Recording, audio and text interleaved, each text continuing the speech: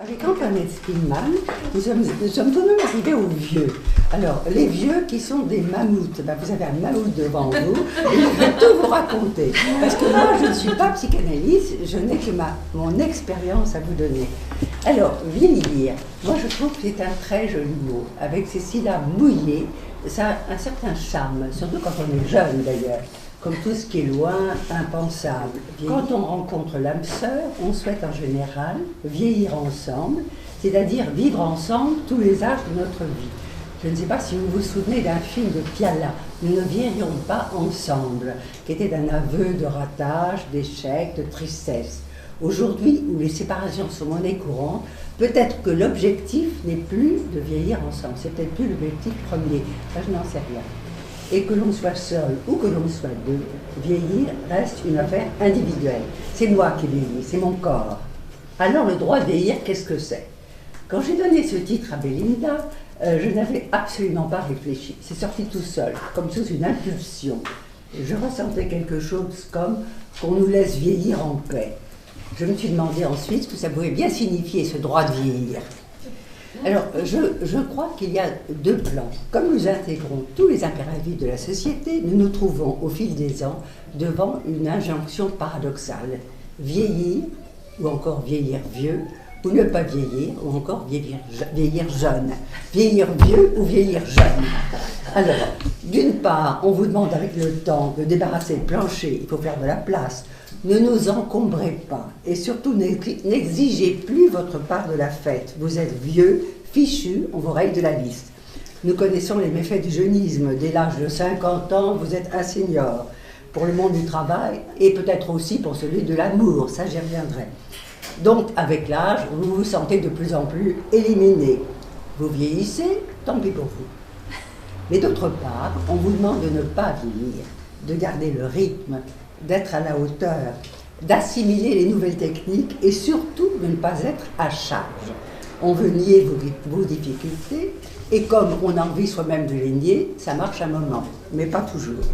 Et pour pallier votre vieillissement, on en a parlé, on vous propose et même on vous impose toutes sortes de procédés miracles, bodybuilding, gymnastique du cerveau, alimentation choisie, et pour l'aspect physique, toutes les ressources du maquillage et de la chirurgie esthétique. C'est bien, on ne va pas s'en plaindre. Et en même temps, c'est une sorte d'agression. On n'a plus le droit d'être moche, gros, vieux, ralenti. Le droit de vieillir, ce serait alors celui de vieillir à sa guise, au plus près de soi, de sa nature propre. Mais quelle est notre marge de manœuvre? Quel pouvoir avons-nous sur ce processus inéluctable de vieillissement dans un contexte social donné? J'ai pensé aussi à une autre façon de ne pas vieillir du tout, c'est de mourir jeune, ce que personne ne souhaite vraiment, bien qu'on ait de fameux exemples, ne serait-ce que celui du Christ ou encore de Rimbaud, d'Olotréamont et de bien d'autres. Dans Histoire de ma vie, Georges Sand, qui a 40 ans à l'époque, il saisit d'une grande peur, non la peur de l'âge et de la mort, mais la peur d'avoir encore 40 ans à vivre, ce qu'elle a eu effectivement et qui lui a permis de faire une œuvre. Les uns accèdent à la gloire en laissant une image de jeunesse éternelle, d'autres réalisent leur œuvre dans la plénitude de l'âge. Mais comment accepter de vieillir? Ce thème, Colette y revient souvent. Dans le fanal bleu, elle se murmure ces mots.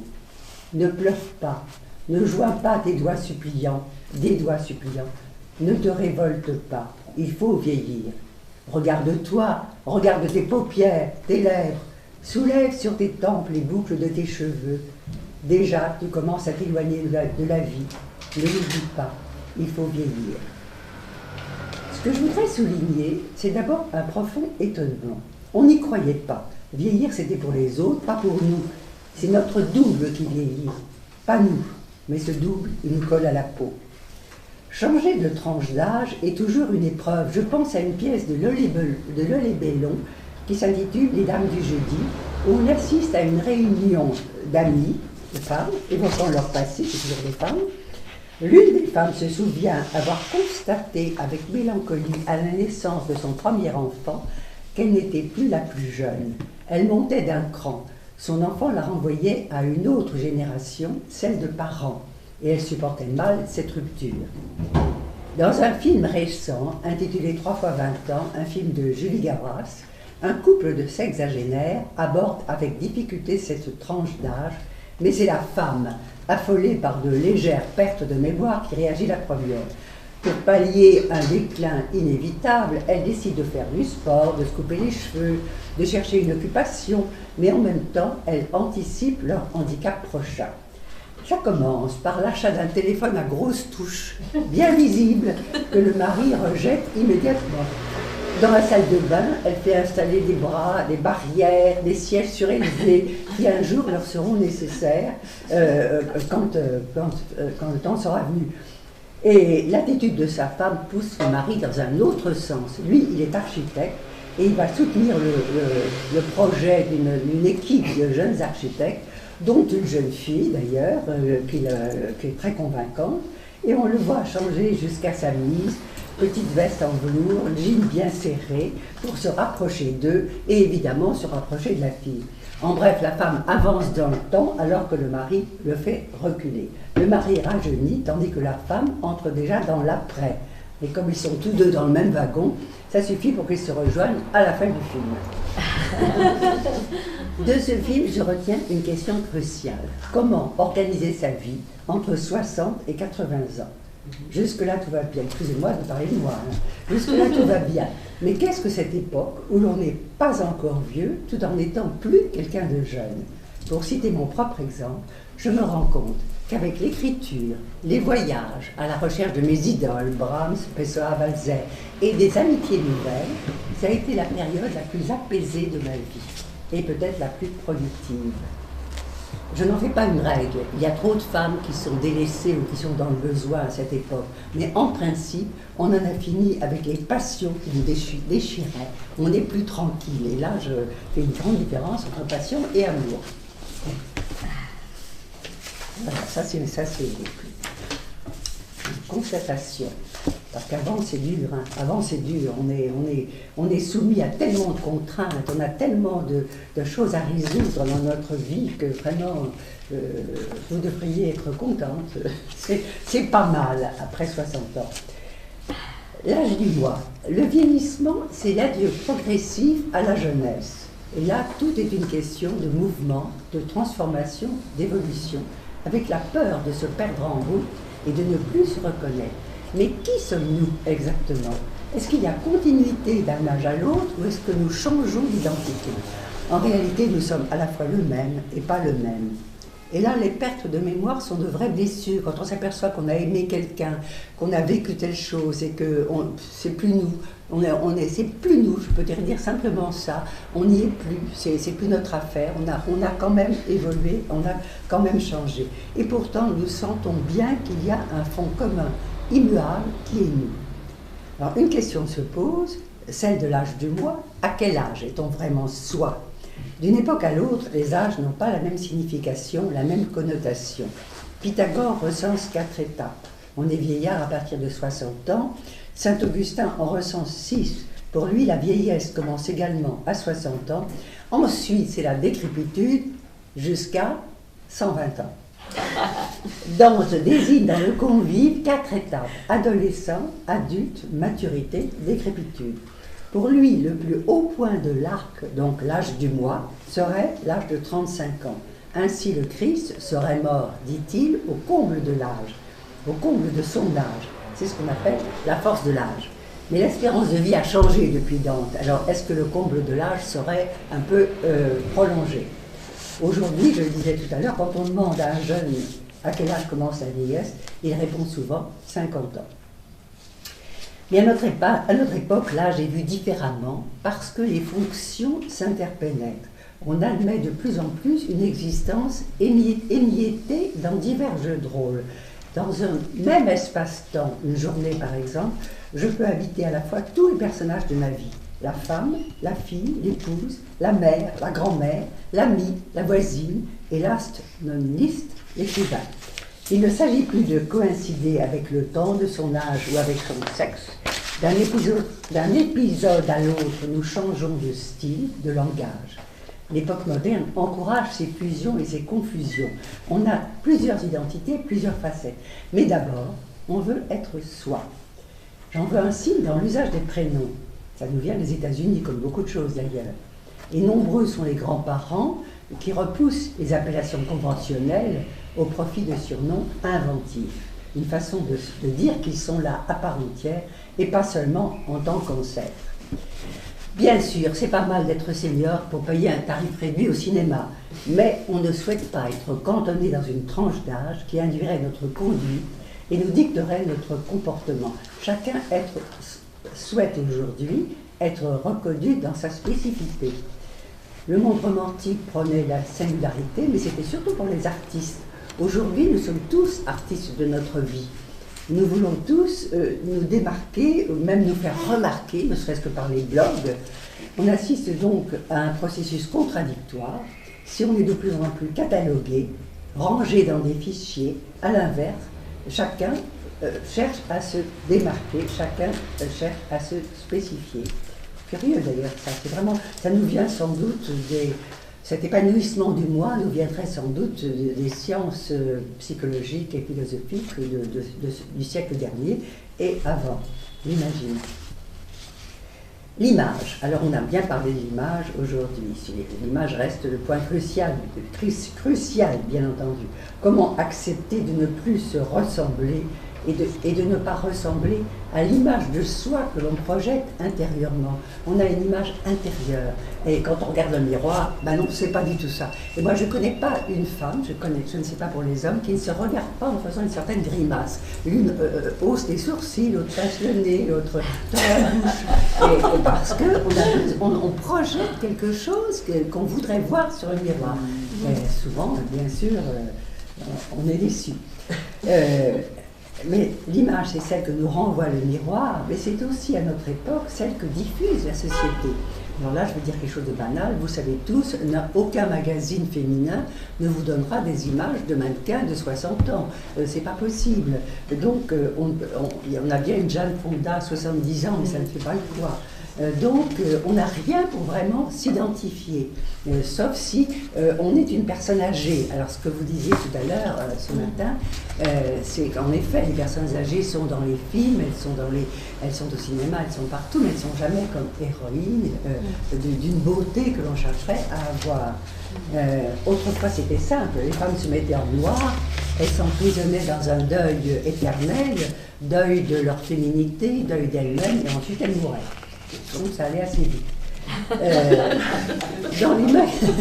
Dans les magazines pour retraités, on nous sert des couples au brushing impeccable, au sourire artificiel, et on n'a pas du tout envie, on n'a pas forcément envie de ressembler à ces images mortifères à force de vouloir être rassurante.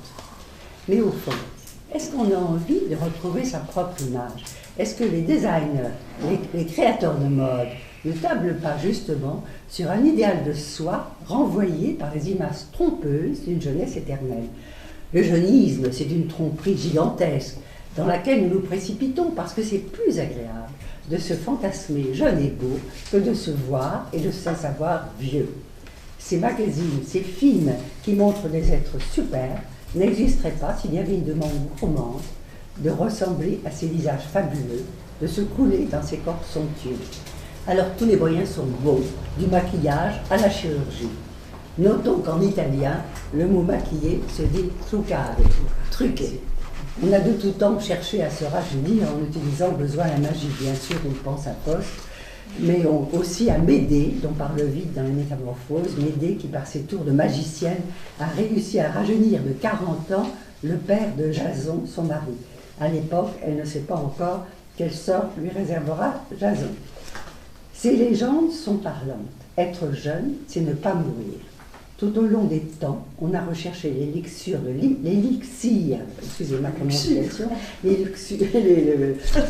l'immortalité. Et aujourd'hui, plus que jamais, la médecine a fait de tels progrès, la longévité s'est tellement accrue qu'on est tenté de croire qu'on va aussi guérir de la mort. Il n'en reste pas moins que le culte de la jeunesse pervertit le regard. À l'époque où fleurit la chirurgie esthétique, la vieillesse est de moins en moins acceptable. Haro sur les rides, haro sur les vieux.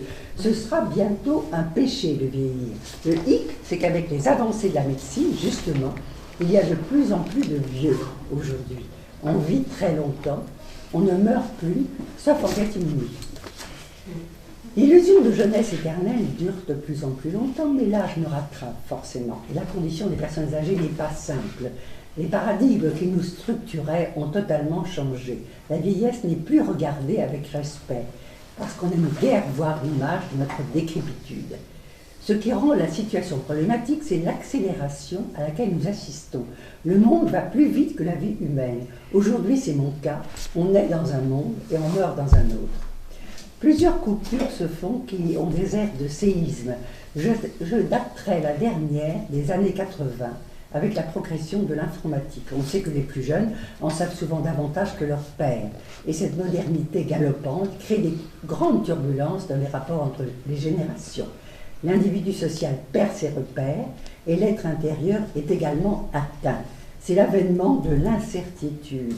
On vit de plus en plus longtemps et comme je le disais plus haut, on occupe plusieurs fonctions à la fois, mais les repères sont de plus en plus flous.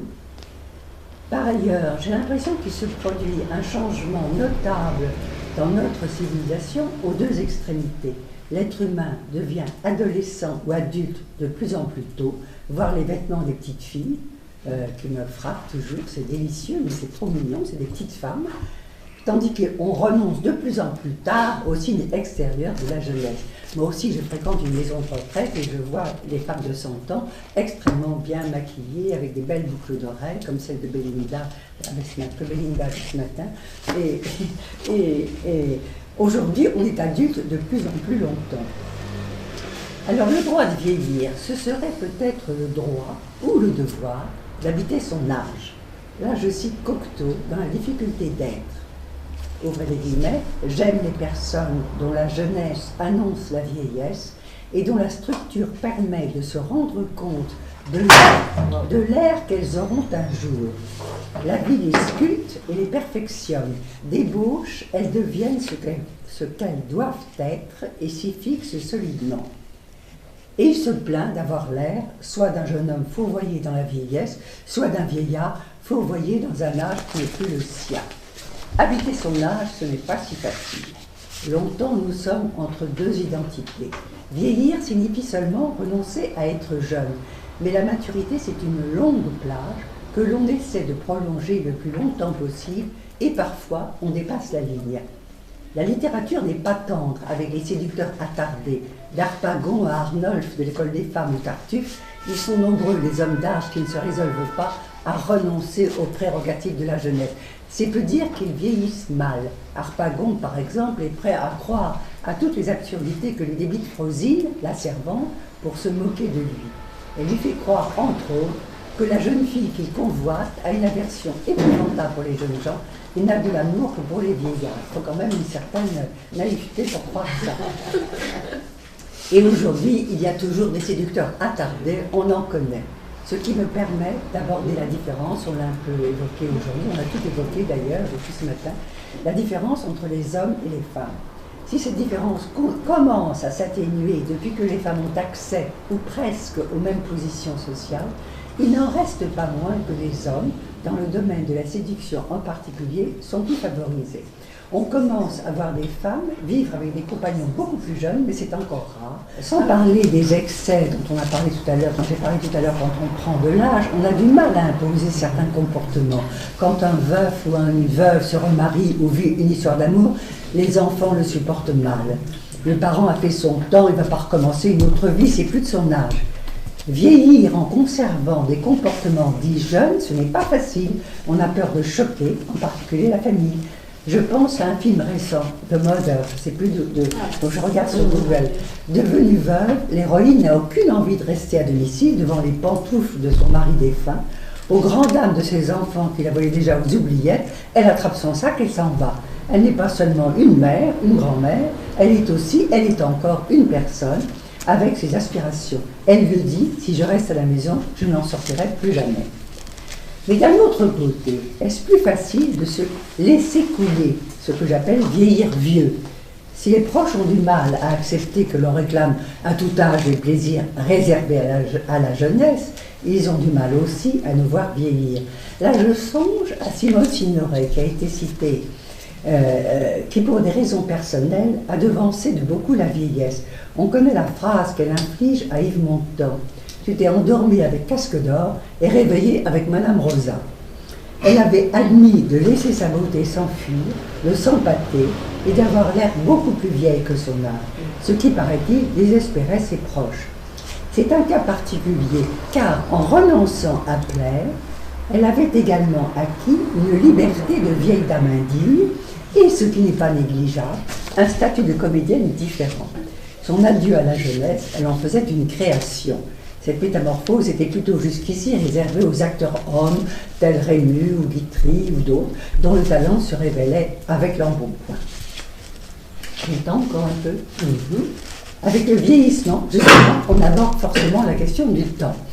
Qu'est-ce que ce temps qui nous travaille et qui est tellement mouvant? On sait que le temps subjectif n'a rien à voir avec celui de la montre. Saint-Augustin est très troublé par cette question. Il distingue d'une part le temps immobile de l'éternité et d'autre part le présent du passé, le présent du présent et le présent de l'avenir. Pour lui, il y a l'éternité qui ne bouge pas, qui est immuable, et il y a le temps de l'homme qui est toujours du présent. Et je voudrais insister sur ce point. C'est un de mes thèmes obsessionnels. Dans un texte intitulé « L'intuition de l'instant », Bachelard privilégie l'instant en opposition à la durée bergsonienne. La durée ne serait qu'une construction et non une réalité absolue. On pourrait aussi invoquer Nietzsche qui préconise l'oubli sans lequel on ne pourrait pas jouir du temps présent, car tout est là. Vieillir, mourir, c'est de toute façon un désastre, mais on n'y peut rien. Reste le présent, c'est-à-dire l'instant. Au temps suspend ton vol, disait Lamartine. Si on y réfléchit, nous ne vivons jamais qu'un seul jour. C'est le texte que vous avez lu ce matin sur les astronautes. Qu'un seul jour sur les L'interview de l'astronome, oui. L'astronome, je dis astronome. Nous ne vivons jamais qu'un seul jour, celui d'aujourd'hui. Les autres jours sont du passé ou du futur. Nous ne les vivons pas en direct. La vie est dans l'instant, l'instant précieux, le présent de l'indicatif. Et chaque instant vécu est éternel, et rien ne pourra l'abolir. C'est ça mon éternité à moi. Rappelons que pour les Chinois, le temps n'existe pas. Ils ignorent la conjugaison. Seul compte le moment. Mais c'est vrai aussi que le jour d'aujourd'hui est fait de tout ce passé que nous avons vécu, et peut-être même d'un futur qui serait déjà inscrit en nous, dans nos chairs. L'âge est une mise de fond, on n'arrive pas les mains vides, on a tout un bagage sensoriel, affectif, mental, façonné à travers le temps. Personnellement, je ne suis pas très encline à la nostalgie. Je trouve que chaque instant compte. Il s'agit de l'élargir, de le goûter, que ce soit dans les grandes choses ou les plus petites, un coucher de soleil, un mets agréable, une rencontre. Et je citerai un autre élixir pour combattre ou affronter la vieillesse, un élixir que vous êtes plusieurs à connaître, c'est l'écriture. L'écriture agirait contre l'âge, contre la marche du temps. Si la création peut prendre différents modes, l'écriture a un statut particulier dans sa façon de transfigurer le réel. C'est qu'elle ouvre des mondes intemporels. Elle double le temps, aux deux sens du terme. Elle trompe le temps de l'horloge et en même temps elle l'augmente et l'intensifie, elle lui donne un sens. Et quand je dis écrire, je dis aussi lire. La littérature est là pour nous permettre de nous construire, de nous reconnaître et aussi de nous évader.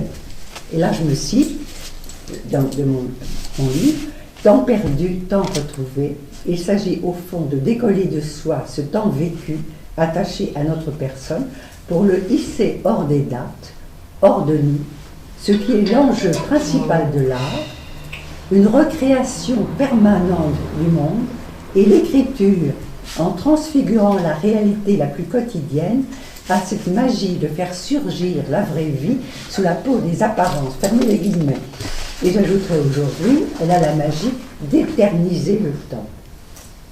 L'homme n'accepte pas d'être ce passager éphémère sur la terre, il a toujours tenté d'en sortir par le haut, que ce soit dans l'art, la religion ou toute autre pratique qui permette de se dépasser et d'oublier notre précarité. L'amour. En avançant en âge, on va tout de même découvrir des avantages. On n'a plus de temps à perdre et on va le plus possible à l'essentiel. N'ayant plus rien à prouver, on est davantage vrai. Et ça, les personnes qui ont travaillé avec des vieilles personnes l'ont signalé. Et tout de même, on acquiert une sorte de sérénité, d'où peut-être un certain détachement. La grande question, c'est l'amour. Pour moi, il n'y a pas d'amour âgé, il y a l'amour tout court. Je fais ici une différence entre être amoureux et aimer, entre la passion qui emporte tout et l'amour pour l'autre en tant que tel, et non comme dépositaire de notre destin, ce qui rejoint notre conversation de tout à l'heure. Avec le temps, l'amour élargit son champ. On lit, on rêve, on aime si l'on peut. Aimer l'autre, c'est aussi aimer à travers l'autre. On sait qu'avec l'âge, les hommes disparaissent plutôt que les femmes, ou s'absentent. Dépression, alcool, fuite. Les femmes se retrouvent souvent entre elles, comme à l'adolescence. De nouvelles amitiés naissent sur fond d'occupations sportives, ludiques ou culturelles. Et reste le désir.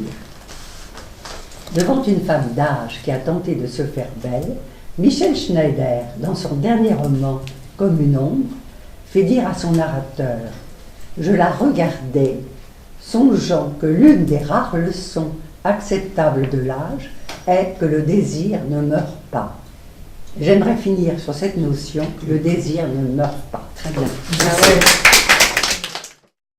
Duras, ça dit la même chose, si j'en reviens à elle, sur l'écriture qui a ce statut particulier. Vous avez parlé de doubler le temps, et Duras dit, c'est drôle, cette écriture qui double ma vie. Qui double, alors au sens, en tous les sens du terme, c'est-à-dire qu'il a doublé elle, même au sens où elle disait que sa vraie vie, c'était l'écriture en fait, qu'elle avait absolument abandonné, l'idée d'avoir une vie autre, enfin, bien sûr qu'elle a vécu, et qu'elle a bien vécu, même beaucoup vécu, et très intensément, mais elle déclarait vraiment volontiers que pour elle, le temps, la vraie vie, c'était cet espace-là, cet espace de l'écriture, qui nous fait décoller de soi, comme vous le dites, je reprends vos termes, décoller de soi ce temps. Et moi, je pensais en vous écoutant qu'il y avait quelque chose là, d'une sorte de transcendance, quand même, dont vous parlez, et presque un espace du sacré, qui est là, alors sans employer les grands mots, mais il y avait quelque chose comme ça, d'un oubli, d'une forme de, d'insouciance qui ne s'attarde plus sur les choses triviales, mais qui s'avance dans quelque chose qui touche une forme d'éternité, qui s'adonne finalement à inscrire quelque chose au-delà, et qui n'est plus lié à l'image, qui n'est plus lié au souci narcissique, au souci de soi, comme on l'entend, voilà, mais qui est de l'autre côté, qui est aussi un temps, alors, de l'autre côté en termes d'âge, mais aussi de l'autre côté en termes de, je dirais, de l'œuvre. Voilà, c'est ce que j'appelle aussi le temps de l'œuvre. Et moi j'insiste sur la vie. La vie continue. On continue à avoir une image, on continue à être dans la vie. Enfin moi personnellement en tout cas, je ne me sens pas, je ne sais pas si Duras était vraiment détaché. C'était autre chose. Duras a un autre parcours. Moi je suis dans la vie, j'ai des amis, je les vois, je marche, je vais dans les paysages, la forêt, les bois, tout ce que vous voulez. Je suis dedans. Je n'ai pas du tout l'impression de sortir de la vie. On ne sort pas de la vie parce qu'on a 60, 80 ans. Non, on ne sort pas. Et parce qu'on écrit, pas du tout. L'écriture est là pour que la vie prenne un sens, au contraire. Elle l'intensifie, mais c'est la vie. Alors, on est à la fois, libre d'être plusieurs, je dirais, et qu'en même temps on est ramené à cette espèce d'affaire, d'essentialité. On est ramené à de l'être, d'accord, à quelque chose qui colle et qui glue comme ça, et qui fabrique finalement une espèce d'identité imaginaire un peu emprisonnante, mais à laquelle on remarque en fait quand même que beaucoup de gens se raccrochent, et qui est en contradiction en effet avec cette possibilité un peu inédite actuellement justement de se déprendre, de se déprendre d'une identification fixe, mais pour justement être dans l'aventure des identifications, c'est-à-dire de ne pas être assigné, de ne plus être dans l'assignation à être mère, grand-mère, mais être, ou être écrivain d'ailleurs, c'est pareil. On est écrivain, ça veut dire quoi ? Ça veut dire quoi, être écrivain? On ne sait On pas, écrit, justement. on écrit. Voilà. Hein. Bon. Je pointe ces paradoxes, et on est pareil. Un autre paradoxe que vous avez pointé, que je relève, on vit de plus en plus vieux, et on nous enjoint dans le même temps d'être jeune, hein, et de rester jeune. Voilà. D'accord? Tout en nous disant en même temps qu'on ne veut plus de vous, vieux. Voilà. Alors, c'est tout à fait paradoxal, en effet, ce sont des injonctions, alors que là, on nous dit en même temps, hein, soyez vieux, soyez jeunes, on nous dit en même temps, jouissez sans entrave, mais ça tue. Hein, vous voyez, bon. Donc c'est quand même vraiment quelque chose que j'ai envie de pointer, y compris sur le vieillir. Voilà. Alors, concernant Simone Signoret que vous avez citée, je dirais qu'en effet, elle a devancé la vieillesse, hein, comme si elle avait voulu vraiment se quitter quelque part. Et punir. Hein, et voilà, s'infliger quelque chose. Et punir, voilà. Punir Oui, l'homme mais en s'infligeant à elle-même quelque chose de très fort, hein, finalement, parce que c'est elle aussi qui trinquait dans l'histoire, si on peut dire. Et alors, elle dit comme ça, c'est un petit peu l'interprétation que je fais, mais c'est moi qui quitte la jeunesse, ce n'est pas la jeunesse qui me quitte. Hein. Et en effet, hein, il y a quelque chose là qui cherche, parce que finalement, on pourrait dire que le vieillir, c'est une forme d'autre, hein, en termes d'autre, comme la maladie peut être un autre, hein, l'autre, une forme d'autre, comme ça, hein, et à qui on dit, c'est pas toi qui commande, voilà, hein, à qui on dit, c'est moi qui vais décider de te quitter, ce n'est pas toi qui me quitte, voilà. Je ne subis pas la capacité. Voilà. C'est moi qui. Voilà. Parce que j'ai envie de dire que le vieillir est une forme d'autre, encore une fois, je me répète ça, mais c'est important, au même titre qu'un autre qui vous guette ou qui vous menace. Hein. Le vieillir vous guette, vous menace, exactement comme la maladie peut vous guetter, vous menacer, mais c'est un autre, hein, à qui on a affaire et à qui finalement, ou vis-à-vis de qui on est en dialogue, inconsciemment. Hein. Voilà. C'est-à-dire que c'est cet autre en nous, finalement. Hein. Ce jeune qu'on était, qu'on n'est plus, d'accord? C'est-à-dire c'est cet autre qui nous quitte. Et c'est ce vieux, entre guillemets, ce vieillir qui nous guette et avec qui on dialogue, inconsciemment, avec qui on entretient un rapport, à notre insu. Hein. Mais voilà, et qui a à voir aussi avec cet autre, cette image intérieure donc, que vous avez citée, cette grimace, je trouve ça extrêmement subtil et très bien observé. Ça me rappelait en effet certaines femmes, et certainement moi aussi. C'est-à-dire une mimique qui s'inscrit comme un petit rictus de passage face à sa propre image, qui effectivement est d'abord une image intérieure qu'on a de nous-mêmes, hein, qui est tout à fait inconsciente, mais qui est fixée. Voilà. Et par rapport à laquelle image, il y aura à aller se trafiquer éventuellement, ou bien souffrir de se quitter. Voilà. Hein. Cette image de soi fixe comme ça, hein, qui est à l'origine d'ailleurs d'un terme savant qui s'appelle la dysmorphophobie, hein, peut-être que vous connaissez, qui est par exemple qu'on se voit avec tout d'un coup les cuisses énormes, qu'on se voit jamais comme on est, parce qu'on est prise ou pris par une image interne, hein, et à laquelle on est fixé. Alors ça peut être aussi par exemple une image de petite fille pour les femmes, hein, c'est tout à fait de ce côté-là qu'on a des femmes qui ne lâchent pas cette image et qui cherchent à la rejoindre, cette image. Alors, finalement à faire consister cette image interne à l'extérieur, hein, ce qui peut être tout à fait catastrophique. Et au fond, depuis ce matin, j'entends ce que j'entends dans tout ce que nous disons et que tu as repris là, je crois, Marie-Louise, c'est que finalement, du côté du vieillissement, il y a cette vertu ou cette grâce, puisqu'on parlait de grâce ce matin, de la liberté. Le vieillir nous libère. Et justement, est-ce que ce n'est pas par rapport à l'image? Parce que par rapport à quoi? On parle beaucoup de liberté depuis ce matin, et liberté par rapport à quoi? De quoi est-on libre? Et justement, peut-être qu'on est libre, on devient libre par la force des choses, on se libère de l'image qui nous a tellement collé à la peau, enfin cette exigence d'une image qui nous... On se libère de notre narcissisme qui est énorme, et on se libère de cette obsession qui dure très longtemps, parce qu'on est très longtemps un objet devant les hommes et on a envie de plaire. Mais ce que je voudrais dire, c'est que la séduction, l'envie de plaire et de séduire, ne s'en va pas. Elle continue jusqu'à 100 ans. Je vois les femmes à la maison de retraite, je vois moi-même, enfin, on est toujours dans la séduction. Ou alors on est mort, ou alors on est mort vivant. Et ça, on connaît beaucoup de gens qui sont morts vivants. Et c'est dommage parce que bon, on perd quelque chose. Alors la liberté que l'on a, c'est que c'est moins grave. c'est que c'est moins grave, c'est qu'on ne va pas construire sa vie, c'est qu'on ne cherche pas forcément un compagnon ou une compagne, c'est qu'on a peut-être un petit peu résolu toutes ces questions, plus ou moins, parce qu'il y a des tas de choses qui se refont à des âges très avancés, mais c'est ça la liberté, parce que finalement, soyons très sincère, ce qui est important, c'est notre image, c'est la séduction que l'on exerce sur les autres. Alors, on exerce toujours une séduction, mais ce n'est pas du même ordre. Elle n'a pas le même but, elle n'a pas la même finalité. Oui. Et d'ailleurs, ça me fait penser, Marie-Louise, que les femmes qui renoncent, qui font consister finalement l'idée qu'elles ne seraient plus séduisantes. Moi, je me demande si justement ce renoncement n'est pas radical par rapport au fait de ne plus séduire vraiment.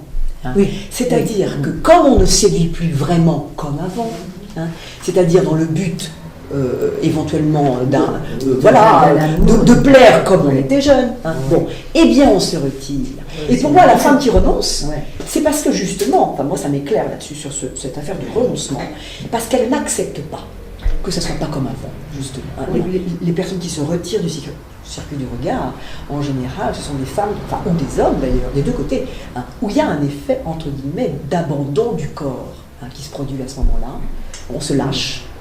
Quelque chose n'est plus tenu par l'économie phallique, entre guillemets, c'est-à-dire par une économie du désir, tout simplement. On sort de l'économie du désir, et à ce moment-là, en effet, le corps s'abandonne lui-même. Enfin, il y a un effet de clochardisation. De clochardisation, on peut dire, ça fait banal. Voilà. Oui. Je voulais juste préciser, pour aller dans le sens de ce que vous dites, que sur le plan clinique, on retrouve ça de façon extrêmement flagrante, même si ça gêne certains cliniciens de l'entendre expliquer comme ça. Et il y a Louis Ploton, que vous connaissez peut-être, qui est gériatre, psychiatre et psychanalyste, qui travaille énormément sur la violence, qui travaille sur l'hôpital de Lyon, et qui nous expliquait très bien que, et c'est pas un hasard, vous parliez du fait de lâcher prise et du corps qui lâche, c'est pas un hasard si la chute, le fait de tomber d'une personne, et vient d'être identifié il y a 6 mois, au cours du dernier congrès international sur la maladie d'Alzheimer, comme le premier signe le plus sensible d'un mode d'entrée dans les syndromes démentiels, sans parler de maladie d'Alzheimer, mais dans les syndromes démentiels en général, qui sont un vieillissement pathologique et accéléré, qui peut être, et vous l'avez dit tout à l'heure, la maladie peut être une autre façon d'exister, et ça peut être l'autre, en tant que on se met en retrait du monde. C'est pas un hasard si le fait de tomber, la chute est le mode d'entrée dans ces maladies-là, parce que c'est une façon de disparaître au regard de l'autre. Et ça, on le voit très bien en clinique chez certains patients qui ont ces maladies-là relativement évoluées, mais pour certains pas forcément évoluées, et où on sent très bien après, quand on arrive au cours des consultations, en rentrant en contact de façon assez intime avec le patient, et où en fait on retrouve des histoires familiales d'abandon de la part du conjoint, de la part des enfants, ou parce que les parents eux-mêmes, la personne avec laquelle on est en consultation, se rappelle elle-même avoir eu un comportement abandonniste avec ses propres enfants, ou avoir elle-même été victime d'être abandonnée. On a rendu à ce qu'on disait tout à l'heure avec le monsieur qui était là tout à l'heure, le fait de n'être pas né et de n'avoir pas existé, et qui, en avançant dans l'âge, le vieillissement s'est fait avec je ne sais pas comment vous appelez ça, avec cette perte, avec ce défect-là, qui fait que ça va se manifester parce qu'avec l'âge, il y a l'urgence de la fin, qui fait qu'on a l'impression, le sujet a l'impression d'être arrivé au bout de ce qu'il pouvait faire pour lutter contre ça, et donc le moyen de ne plus souffrir, voire même de ne plus faire souffrir ses proches, c'est de se soustraire à leur regard, et donc de tomber, et de se replier dans ces maladies démentielles qui sont pas un état à l'arrêt, mais on sait très bien qu'il y a, et plus ça va, plus on le sait, les médicaments ne font pas grand-chose, mais par contre, les thérapies peuvent faire quelque chose. Alors, je ferai juste une petite nuance. Je pense que c'est pas forcément tant une façon de disparaître que l'effet d'avoir déjà disparu. Le fait de tomber. Tomber, c'est le symptôme d'une disparition déjà là. Lié à l'abandon, absolument, c'était déjà là, à mon avis, pour que ça se produise comme ça, la chute, c'est ça, c'est vraiment l'acte, enfin l'agir d'une disparition déjà là, qui était inscrite déjà là, si vous voulez, et lié à l'abandonnisme, ça c'est très intéressant, déjà là, voilà, c'est juste une petite nuance. Bien, je propose, merci encore Marie-Élise, vraiment, et qu'on Merci. écoute Christian Godin.